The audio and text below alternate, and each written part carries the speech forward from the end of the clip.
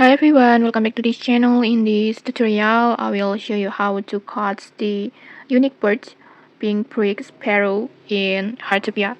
So right now Heartopia has a new event that called Modular Street, and at this event you can catch or you can get the info card of any special birds. One of them is Pink Brick Sparrow like this, and to get this info card of this bird, it's very easy. First, just go to the Onsen Mountain, more precisely at the Stone Cliff, and it will spawn all time, almost all weather at the sunny, rainy, or rainbow.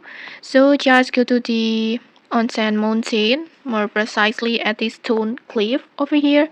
Just go to this area, and then just walk around until you find this pink brick sparrow.